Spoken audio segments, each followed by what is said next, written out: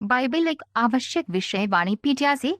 इस दुनिया में कई धर्म हैं और इनमें से अधिकांश धर्मों के पास शास्त्रीय अधिकार है।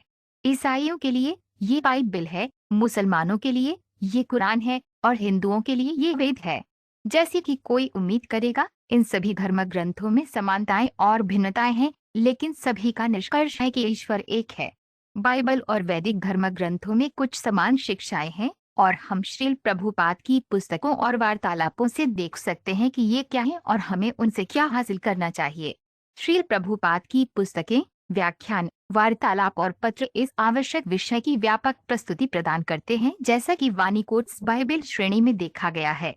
उनकी शिक्षाओं का एक परिचय निम्नलिखित 8 उद्धरणों में दिया गया है। श्रील प्रभुपाद की शिक्षाओं से उद्धरण सभी शास्त्र, निवृत्ति मार्ग या भौतिकवादी जीवन शैली से मुक्ति की सलाह देते हैं।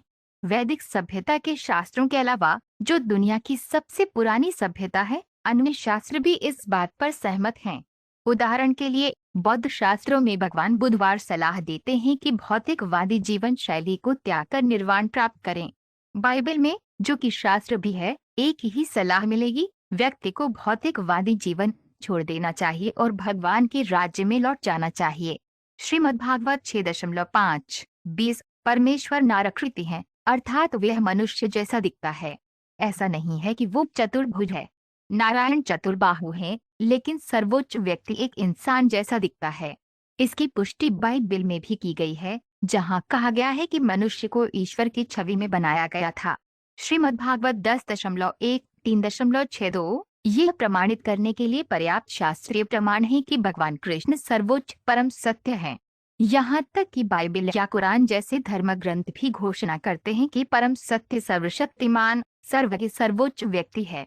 पूरे वैदिक साहित्य में उस सर्वोच्च व्यक्ति को भगवान कृष्ण घोषित किया गया है और भगवत गीता में भगवान कृष्ण स्वयं कहते हैं कि वह परम सत्य है। इस प्रकार बस किसी तरह से जुड़कर भगवान कृष्ण, हम दिव्य आत्मा के बारे में प्रकाशित हो सकते हैं।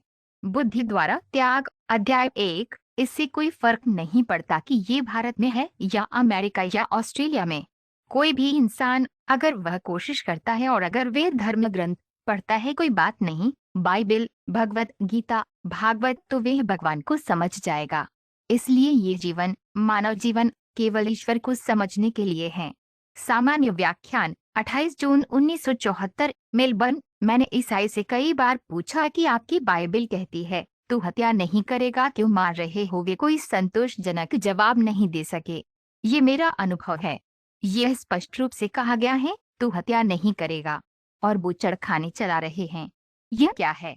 वार्तालाप, 5 सितंबर 1973, स्टॉकहोम। मेरा मानना है कि जो ईसाई पादरी हैं, उन्हें इस आंदोलन में सहयोग करना चाहिए। क्राइस्ट या क्रिस्टो का नाम जपना चाहिए और पशु हत्या बंद करनी चाहिए। ये बाइबल के अनुसार है। ये मेरे दर्शन के अनुसार नहीं, बल्कि उनके ईसाई दर्शन के अनुसार है। बस उन्हें ऐसा करने दीजिए और देखिए स्थिति कितनी अच्छी हो जाती है। वार्तालाप, 22 जून 1974, जर्मनी। ठीक वैसे ही जैसे आपके ईसाई धर्म में आप बाइबल के सभी आदेशों को नहीं समझ सकते हैं या आपके पास समय नहीं हो सकता है, लेकिन आप बस, यदि आप प्रभु यीशु मसीह के आदर्श जीवन का पालन करते हैं, तो आपको वही परिणाम मिलेगा।